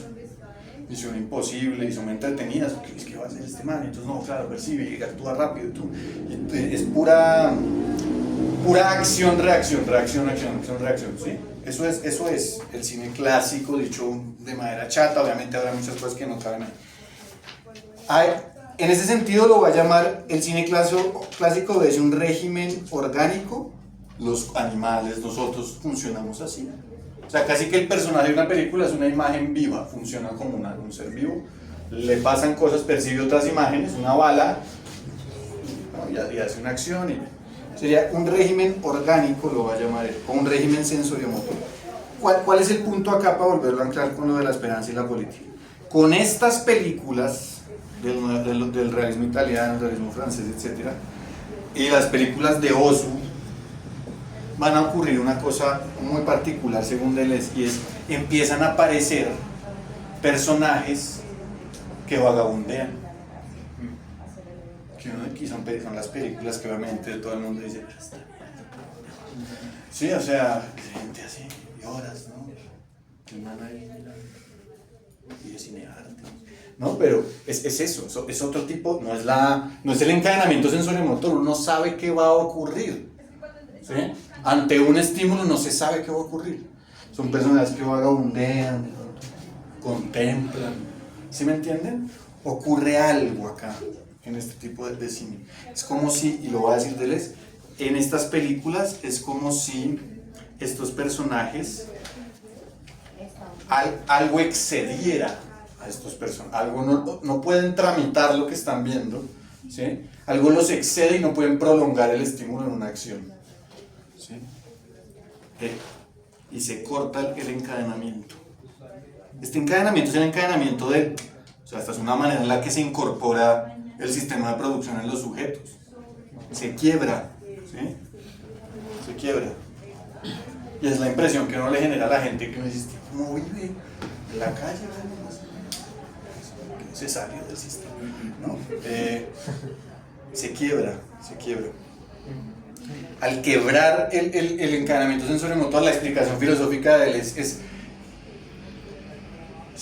es como si esos personajes fueran testigos de algo que no les impide estar atados a esos hábitos perceptuales de la rutina. Y lo que dice Deleuze que ellos ven es sus propias potencialidades, ¿sí? Cuando se quiebra, a lo que acceden es casi como a una especie de, los llama visionarios en un sentido menor, no es el gran héroe visionario, sino visionario en el sentido del vagabundo, donde uno espera nada tradicionalmente, ahí se está gestando otra cosa. Es como si fuera testigo de otras potencialidades. Accede, va a decir, a un tipo de imágenes que son las imágenes cristal, es decir, a la contemporaneidad de múltiples virtuales, de múltiples tiempos, de múltiples posibilidades, ¿sí? Y al acceder ahí, son imágenes ya cinematográficamente que renuncian a trabajar para la industria normal, ¿sí? Piensen históricamente en el cine, son cines de bajo presupuesto, cines que se como en situación de desempleo, ¿sí? Se vuelven autónomos, ¿no? Alternativos. Es una imagen que se sale del encadenamiento. ¿Qué ven? Si ven las potencialidades, es porque de hecho el mundo en el que habitamos todos no está cerrado, ¿sí? No está absolutamente capturado, si se quiere. Hay todavía cosas de donde echar. El punto de la visión es linda, porque cuando yo leía sobre embriología en un libro de Donna Haraway, ella dice que había un estudiante de ella que le dice: no, es que para poder entender a los embriones hay que mirar con unos ojos táctiles. Dice, y es muy lindo estéticamente, pero para el científico que pretenda entender el fenómeno de la formación de un embrión, no lo puede mirar a la distancia, no va a terminar aportando absolutamente nada para la ciencia. Debe atreverse a modular otro tipo, a practicar, a ensayar, a experimentar otro tipo de mirada, que sería la mirada de unos ojos táctiles, una especie de intimidad con la materia que se está transformando, ¿sí? Fíjense que es otra disposición. ¿Por qué digo esto? Porque el personaje del vagabundo, ¿sí? del visionario de Deleuze, pues también es como si estuviera, como si en algún momento sus ojos estuvieran en esa dimensión, ¿sí? ¿Qué le permiten los ojos táctiles? Y con esto ya voy a cerrar para lo del asunto con lo de la embriología. El ojo táctil le va a permitir, o la metáfora del ojo táctil, cotidianamente, ¿a qué invitaría? No es una metáfora de la práctica del ojo táctil, sí, perdón. ¿A qué invitaría? Invitaría a poder atender o poder ser sensible a esos virtuales, es decir, a esos potenciales. Los virtuales son un modo de existencia, es el modo de existencia más frágil que hay, ¿sí? Ahí está el modo de existencia de las cosas, una mesa, el modo de existencia de los seres ficcionales o imaginarios, ¿sí? Hamlet, el modo de existencia de un fenómeno, una tarde. Son modos diferentes de existir, ¿sí? ¿Sí lo siguen? Hamlet puede existir en distintos modos de existencia, no solo relegado al nivel imaginario, sino puede existir en una obra de teatro, encarnado por en una película, ¿sí? Se convierte en un ser transmodal, existe de distintos modos, ¿sí? Yo puedo existir acá, pero también puedo existir como en el reflejo de un espejo, en la conversación de una gente, modos distintos de existir, ¿sí? Dentro de los distintos modos de existencia, los virtuales son los más frágiles, los más indetectables, ¿no? El mundo pululan todo el tiempo y se transforman, están aquí, pero son muy frágiles, ¿entienden? Están condenados casi que a la desaparición. Ese es el punto. ¿Por qué? Porque a diferencia de una cosa, de un ser imaginario, de un fenómeno, su característica es que es el inacabamiento esencial. Son seres que no están a medio camino entre el ser y la nada, ¿sí? Entre la luz, el brillo máximo de luz blanco y lo negro y la oscuridad. Están a medio camino, ¿sí? Son seres inacabados. Un ejemplo práctico para verlo. Alguien quiere hacer una película, tiene una idea, ¿sí? La idea de donde la sacó, iba caminando y ve aquí, en el caño, que se quedó un puente a medio construir, así, y no llegó al otro lado. Fíjense que el virtual está ahí, es el esbozo del resto del puente, ¿sí lo ven? Ahí está. Entonces dice, uy, yo con ese esbozo, lo vio, fue testigo de un virtual, o sea, vio su existencia frágil, otros pasaban. ¿Qué vio ahí? ¿O a qué fue llevado? Dijo, no, voy a hacer una película. Empieza a escribir. Al escribir, el esbozo del virtual empieza a tomar otro nivel de realidad, ¿sí lo ven? Empieza a ser escrito en otro nivel de realidad. Si no termina siendo grabada,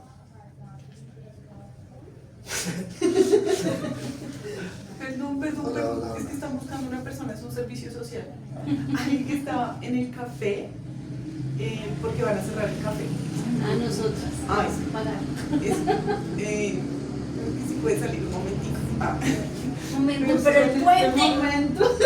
Es que ya van a cerrar La y virtualidad del pago. la compa que trabaja ahí Dejen no el puede pago en irse. estado de... Sí, es una cosa. ¿Y ella no puede venir? 2 minutos. Está acá en la puerta. Disculpa porque pegué. Está acá en la puerta. Ah, bueno. Bueno, yo voy y usted va a venir.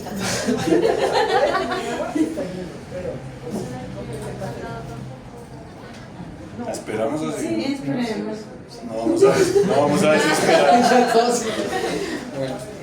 Bueno, mientras la esperamos, es que ahorita que hablabas del caballo, como que me hizo pensar mucho en esta imagen de Nancy, de cuerpo cósmico. Bueno, Ya. ¿Qué ahorita- pasó con el puente? Bueno, rápido. Entonces el puente está en estado virtual. Para entonces alguien dijo, ¿qué voy a hacer con este puente? Hay una historia, ¿sí? ¿El puente necesariamente se tiene que transformar en una historia cinematográfica? No. El virtual puede devenir infinitas cosas. Pero justamente por eso como que no es finito. Y ese no finito siento que le da toda una potencialidad de algo mucho más fuerte que lo frágil. Sí, Como- exactamente. Sí, de hecho el giro el giro flojo sería ni siquiera la esperanza de nosotros. Esos virtuales están en estado de espera. Es la esperanza del virtual. ¿Sí? Es la esperanza de otro modo de existencia, de pasar a otro modo de existencia, de intensificar su realidad. ¿Sí? ¿Se intensifica en qué sentido? Está el virtual del puente. Escribe el esbozo, gana otro plano de realidad. ¿Cuál? El de estar escrito en una cosa. Puede quedar ahí. Sigue teniendo, aunque está escrito en una cosa, la fuerza del virtual. Lo puedo convertir en una gran película o una película, ¿no? Puede seguir ganando espesor o consistencia en términos de realidad. No gana en términos de existencia, se gana en términos de realidad. ¿En qué sentido? La realidad la realidad, como les estaría diciendo, sería una especie de intensidad o potencialidad. Puedo intensificar la realidad de un virtual hasta convertirlo en una institución, ¿se entiende? En una ley. Eso sí, yo lo he investigado o lo he trabajado con los asesinatos de líderes sociales y lo pensé en clave, por ejemplo, de los espectros, en el sentido de que el espectro es como si tuviera la consistencia de una existencia menor, es decir, de un virtual. ¿Sí? El espectro puede terminar siendo capturado por una máquina asesina y seguir generando terror, ¿no? Es decir, ni se le ocurra volver a dárselas de líder porque termina como los demás. Está capturado. La disputa sobre el espectro, en ese sentido, que está en situación es volver a restituirle su condición virtual. Si el espectro no está capturado, no necesariamente es terrorífico, y al disputar al espectro puede también ser intensificado en luchas que terminan traduciéndose en leyes, en instituciones, en transformación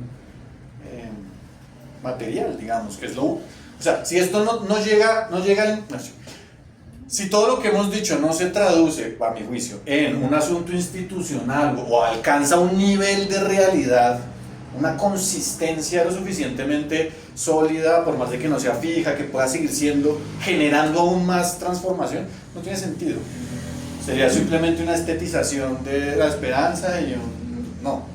La idea experimental es precisamente cómo hago yo para poder intensificar esos virtuales que pululan todo el tiempo. En términos, o sea, casi que están a la espera, ¿no? Y necesitan de otro, casi que es como un parasitismo. O embriológicamente necesitan de alguien que genere una cierta ecología de prácticas o un mundo donde puedan emerger y ganar cierta independencia. ¿Sí? ¿Sí lo ven? Y al ganar independencia la película puede ser una película que ha llegado a ser película, no termina su existencia, sigue en estado de inacabamiento. Puede haber otra gente que robe escenas, ¿sí? Y las ensamble con otras cosas, ¿sí? Las reconfigura, ¿no? O sea, casi que ganan cierta independencia, pero se transforma el virtual y me transformo, o se transforma la comunidad al mismo tiempo, ¿no? Es medio simbiótica la relación, ¿sí? Entonces un poco el asunto con la visión, el contemplador, que son imágenes medio románticas, el ojo táctil, que es una práctica clara, no serían otra cosa que la pragmática de esa contrapolítica de la esperanza, si se quiere, en el sentido de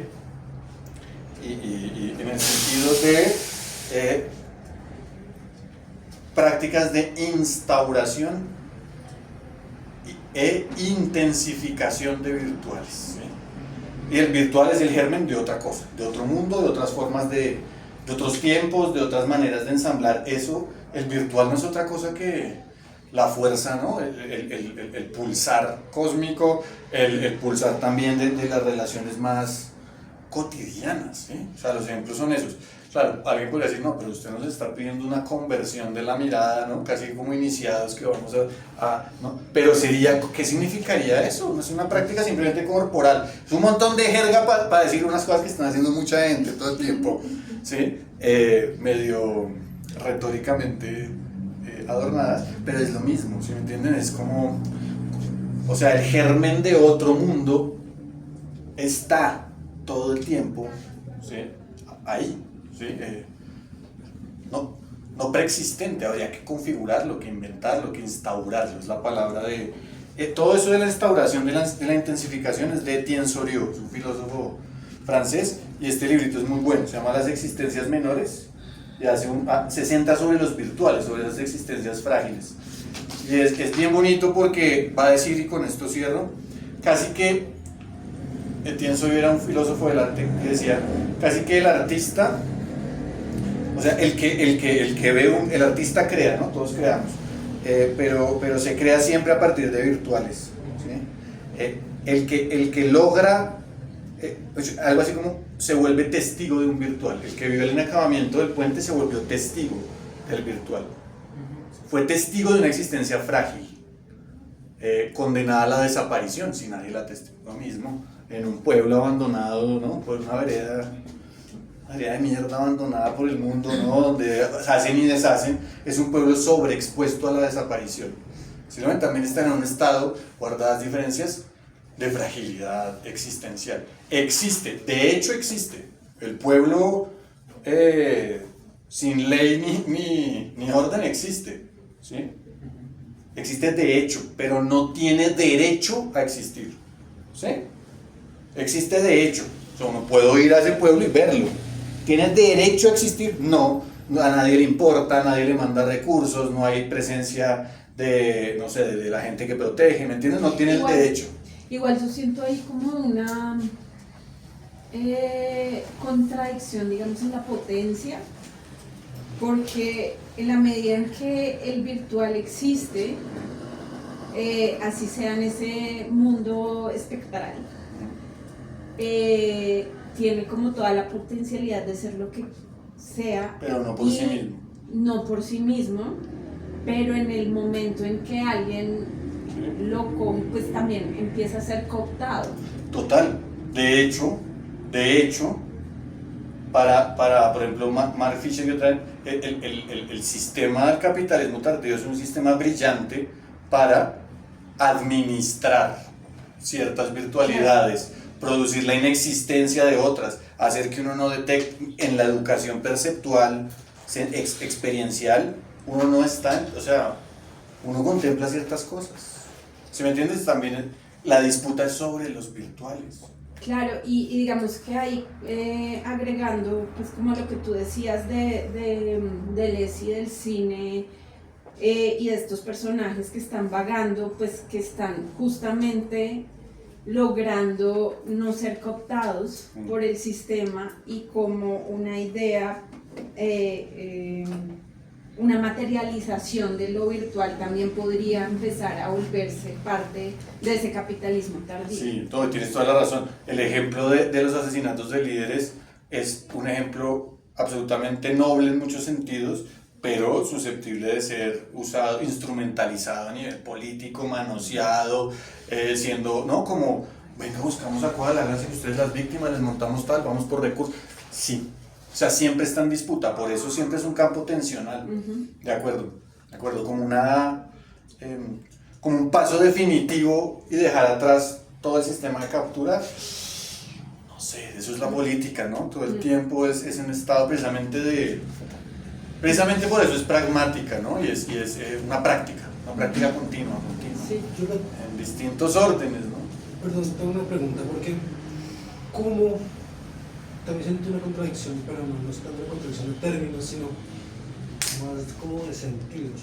¿Cómo pasar de esta delicadeza de lo virtual, de esto efímero, digamos, de esta, ¿cómo se dice? Fragilidad, sí. Fragilidad, a la inconmensurable pesadez de la esperanza? Porque si la esperanza es igual de irreal que la virtualidad, en cierto sentido, es una virtualidad más, podríamos hasta decirlo, pero no lo es porque genera sentido de vida. Entonces ya no es tan frágil ni tan etérea, es algo pesado, es algo que ha hecho que millones hayan muerto, ¿no? Entonces, o hayan sobrevivido, no importa. Estamos hablando casi de un concepto capital de la humanidad, la esperanza. Total. Entonces, ¿cómo volver esta cosa, digamos, esta cosa tan pesada, meterlo en este empaque tan frágil? ¿Meterle qué? Meterlo en este empaque tan frágil que es la... Claro, yo digamos que virtualidad. el sentido en que estaría pensándolo, proponiéndolo en un primer momento, tú lo acabas de decir, habría una serie de virtualidades que yo no sé si son puntos, líneas, lo que sea, no sé cómo representarlos, de las, digamos, gérmenes de esperanza, si tú lo quieres. ¿Qué quiere decir eso? No sé, un puente quebrado puede ser el germen de una esperanza, un caballo saltando también, ¿sí? Una situación de desplazamiento también, ¿sí? Tampoco es solo lo tradicionalmente positivo, no. ¿Por qué? Porque hay ahí una virtualidad, o sea, es germen de esperanza. Ahora, en el mundo en el que vivimos, todos los discursos sobre la esperanza explícitos ya tienen ya han sido intensificados, ¿sí? Ya han sido pasados de ese nivel de germen, han sido intensificados de tal forma que han pasado por distintos modos de existencia, ¿sí? Claro, las existencias pesadas de la esperanza puede que tengan otros modos, ¿sí me hago entender? Pues habrá algunos de estos que nos parezcan a cada cual en su universo de sentido y sus posiciones que son valiosos, habrá otros que resultan agobiantes, ¿sí? Las preguntas experimentales son todas, ¿sí? ¿Cómo restituir de esto pesado lo que aún queda de virtual? Es una pregunta, ¿sí? El hecho de pasar de lo virtual a una ley no elimina el modo de existencia virtual. Acuérdense que es transmodal. No es que si yo paso de un modo a otro, abandono el anterior. Puedo existir en muchos modos, ¿sí? Entonces puedo restituir virtuales de acá, ¿sí? ¿Qué de esta ley, qué de esta lucha, qué de esta manifestación, qué de este cuadro, qué de, no sé, de este amor puede llegar a ser el germen de otra cosa? Eso se puede. Otra cosa es, no sé, si tengo, digamos, algo me llamó la atención y empiezo a sentirme abocado a que tengo que, eso generalmente pasa, son los temas que a uno le obsesionan. Si a uno le gusta la música hay un motivo, la figura del motivo es muy chévere porque es como un germen en la música, si no estoy mal. En música un motivo es casi como que una unidad mínima que uno verá si la desarrolla, se convierte en una gran sinfonía, no sé, pero es como si hubiera motivos, ¿sí? Lo que a uno le obsesiona generalmente son eso, empezaron como motivos y uno la magia, ¿me entiendes? Es decir, algo sucedió, ¿no? Y empezó a ganar niveles de realidad. Entonces, no sé, para construir, digamos, esa ecología o ese ecosistema de prácticas de gestación de otros tipos de esperanza, pues... ¿Entiendes? O sea, podría haber muchas maneras de lidiar con esta pesadez o esta fragilidad. De hecho, el sentido, lo muy pesado a veces también carga con lo ligero, ¿no? En un sentido no de lo light, sino de una cierta levedad de mutación, de transformación, que es característica de las grandes obras de arte, por ejemplo, ¿no? Por más de que el tema hay una cierta, ¿no? Como que uno termina atrapado en una cosa como de un aire, ¿no? De un aire fresco. No sé, ¿sí? No sabría cómo. Claro, hay contradicción, pero la contradicción tendría que ser material. Yo la contradicción la leo material en términos de ¿De qué se juega en esta situación cuando a mí me venden esto, tengo estudiante de esto, me aboco a tal destino y estas cosas? ¿No? Es ahí. No sé si en términos conceptuales o abstractos, hasta ahí la filosofía ya tiene un límite, allá adelante eso no es práctica, ¿no? Es como Yo me estaba preguntando en qué momento la esperanza, o más bien como si la esperanza encapsula la confianza, o si nace como esperanza para luego accionar con la confianza. Entonces, como que, de nuevo, como que si la esperanza es solo esperar, luego cuando decido tomar acción, pues confío en que la acción que estoy tomando va a crear una realidad que sí. es la que deseo. Entonces no sé si de pronto malinterpretamos la esperanza porque no hay confianza. Sí, claro, eso está chévere. Claro, de pronto la desesperanza actual generalizada se debe a una desconfianza en ciertos... Sí, yo creo que están ensamblados. Claro, desconfianza de todo, o sea, como que yo puedo accionar, pero si no confío que esa acción va a llevar al resultado que realmente deseo, pues va a llevar a lo que yo lo llevo más al consciente y al inconsciente, a lo que inconscientemente confío que sí va a pasar, sí. Que obviamente pues puede ser una realidad totalmente diferente o una, ¿cómo le llamas tú? Una virtualidad diferente. Sí. No, yo coincido en que habría que mirar de qué forma se articulan esos afectos en las situaciones concretas, ¿no? Y ante qué, cómo se ensamblan en cada uno de los casos. En eso habría que mantener un cierto materialismo, ¿no? En un sentido clásico, es decir, cómo se está haciendo aquí ahorita ensamblando la esperanza. Bueno, trabajan sobre mi desconfianza, sobre estos temores, no, es en cada caso. Un discurso generalizado de la esperanza global, no sé, tendrá sus problemas a la hora de local, siempre las tensiones entre lo universal, lo particular, todo eso. Pero tú dices tres cosas que me parecen claves como para retomarlas. Es lo de es estético y político porque se necesita una erótica, ¿sí? O sea, a mí me va a generar confianza la acción efectiva de seguridad, ¿sí? Pero también un discurso, una práctica que seduce, ¿sí me entienden? Es decir, una práctica en donde está el deseo en juego, en donde está esto que Spinoza, si lo queremos ver desde Spinoza como para tomarlo desde ahí, se puede ver desde otro lado, el incremento de la potencia, ¿no? El deseo, ¿no? Esos son los discursos como que uno, y necesariamente, por eso en el nazismo y hoy contemporáneamente, no sé, Trump, ustedes vieron las elecciones, está tan presente el asunto de la relación entre la estética y la política, ¿no? La propaganda, la música, las imágenes, ¿no? Es exaltación pura, ¿no? Y es la forma de tramitar esa, ¿no? Que es lo que Spinoza decía, que me empaquetan la esperanza, pero en realidad juegan con mi miedo, ¿no? Todos estos juegos, entonces pasarían por una erótica también, que sería estética, y por una política que tendría que ser crítica, práctica, materialista. No, y ya, yo creo que yo no tengo más que decir. Pero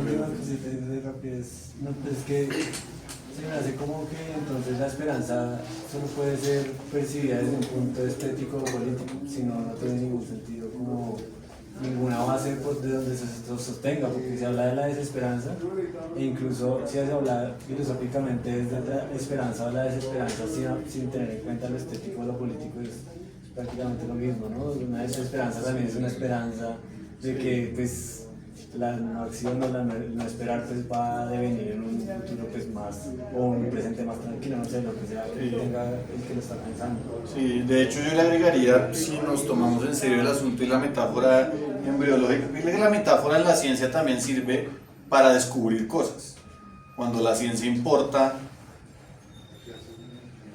metáforas de otras disciplinas y las pone en juego, de pronto termina viendo cosas que de otra manera no vería, ¿sí? Aquí la embriología es una metáfora, pero en un sentido también muy literal y material, tendría que ser política, estética y biología, si se quiere, y ecología. O sea, no puede ser pensada la esperanza sin este tipo de imágenes y de recursos prácticos. Tienen que ser prácticos, ¿no? En ese sentido. Para agregar algo en ese punto y que me llevó a lo de confiar, era que no sé si por lo menos un león se levanta hoy con la esperanza de que va a comer, más bien como que se levanta con la confianza de que tiene las capacidades para cazar su presa. Entonces como que ahí es cuando empiezo como a sentir un poco de diferencia, pero entonces sí, no sé si la confianza igual está como ahí innata en la esperanza. Pues eso también es un tema muy lindo, o sea, estudiar esos sentimientos que son sentimientos morales, la esperanza, la venganza, la justicia, en otras especies es un campo brutal, ¿no? No sabría, en relación a la esperanza, no sé, me haces pensar, pero no sabría cómo articularlo con los estudios que hay sobre la experiencia de muerte en algunas especies, ¿no? Los elefantes o estos monitos que cargan al cadáver, yo no sé, que se deben jugar unas afectividades muy... O sea, lo que sí sé es que se tienen que multiplicar los modos de existencia de los afectos. No son solamente... Habría afectos que no son únicamente humanos, ¿no? Y ahí se abre toda una gama de experiencia afectiva, pues, hermosa en otros seres, ¿no? Pero no, ni idea. Igual, yo creo que como humanos no tenemos comportamientos tan complejos que como poniéndolo relativamente a, por ejemplo, un león, ¿no? Que se levanta y piensa en hoy voy a devorar, ¿no? Creo que de ese modo las virtualidades de las que hablas que podemos meter en práctica, poner en actualidad de verdad. Sobre eso, sobre ese tipo de elegir cada día, ¿no? Me levanto porque quiero adherir a una narrativa que es la del dominio, la de conocernos, quizá positivamente, como en el sentido de positivismo, como que para poder manipular los objetos que conozco, o me levanto con la intención de ponerme en relación, ¿no? No de que soy más fuerte, no de que sé más, sino de que cómo me puedo relacionar, o de cómo entre las cosas, las personas, un poco pienso en esto. Me interesaba también, decías, sobre el sentido psicofísico, el anclaje psicofísico, sensomotorio, dijiste de las cosas. Como hablaste de Zizek, me acuerdo de una vez tuve un debate con uno de esos gurús, ¿no? En el que este gurú decía, nuestras acciones cotidianas, nuestra integridad personal, tiene que funcionar para que mi familia también funcione, para que mi estado también funcione. Lo ponía todo en una escala como que hacía una como contribución, una apología al status quo en ese sentido. Y Zizek le dice, ok, pero espera, también podemos usar este anclaje sensomotorio, ¿no? Cotidiano en nuestras rutinas, de estar en una integridad personal, pero para mover en ese sentido virtualidades otras posibles, ¿no? Y eso me parece que es súper chévere sobre toda, no, me hiciste pensar mucho durante todo el discurso de la esperanza, de la desesperanza. Yo creo que nuestra intencionalidad es muy importante en lo que Sí. De hecho, la toma de decisión se juega sobre un campo virtual. O sea, el deseo, lo que tú dices, me levanto con esto, o con, matemáticamente es probabilidad, ¿no? O sea, una serie de, matemáticamente, pero intensivamente, materialmente, es virtualidades, ¿no? El ensamblaje, está lloviendo, no está lloviendo, qué pereza, no llegó, cortaron el agua, ¿sí me entiendes? O sea, hay un montón de, se ensambla y la decisión toma un camino, ¿no? En el embrión también. Waddington, el padre uno de los padres de la genética, habla del paisaje epigenético. Entonces dice, no, el pollito no está encerrado como si fuera una forma metida en el ADN, esperando que se desarrolle. Esa forma o ese ADN tiene relación con el entorno contingente todo el tiempo. Entonces es epigenético, hay algo más allá del huevo, ¿sí o no? Y en esa relación epigenética, la actualización de los genes, la formación de los órganos, está en un paisaje epigenético, y lo dibujaba algo así. y el creodo era como esa forma de proteína bioquímica que de pronto así en el trayecto del paisaje aquí tenía dos alternativas, esta o esta. Entonces aquí vuelve y se bifurca, ¿no? Y puede pasar, y pueden ser muchas formas, y hubiéramos podido hacer de muchas maneras, ¿sí? Ese mismo campo de virtualidades pues, en la decisión, en el deseo, tiene distintos modos de existencia, pero también dijiste otra cosa muy chévere y que sí me parecería, para cerrar, el asunto de, retomando lo de la bolsa, si es una bolsa contenedora, es una bolsa contenedora de virtualidades, ¿sí me entienden? O tejida a partir de virtualidades, ni siquiera, o sea, hay que tejerla con esas existencias menores, pero no queda, el tejido ya es llevarla a otro modo de existencia, ¿no? Pero ese tejido tiene que, de nuevo, transformarse en un mundo, otra arquitectura, otra relación con el espacio, otra relación con el tiempo. Fíjense que es casi ciencia ficción, ¿sí? El terreno es ficcional. ¿Dónde se practica eso todo el tiempo? En la ficción. Y el capitalismo o el mundo en el que estamos, lo voy a decir así suene mamerto y lo que quieran, el capitalismo es, para Mark Fisher, es el sistema que está construido, el sistema que libera ficciones todo el tiempo, ficciones económicas, la economía es una ficción, ficciones de todo tipo, ¿sí? Y de hecho monopoliza la producción ficcional. O sea, fíjense que todo si es estético y político, hay un sentido en el que la ficción es un terreno clave a no abandonar, ¿sí? La posibilidad de imaginar, de inventar, de producir. ¿Cuáles son los límites de la imaginación? Empieza a abrirse otras preguntas para otros momentos de discusión, pero sigue enlazándose el asunto, ¿sí? Bueno, pues muy chévere, muchas gracias y... Gracias.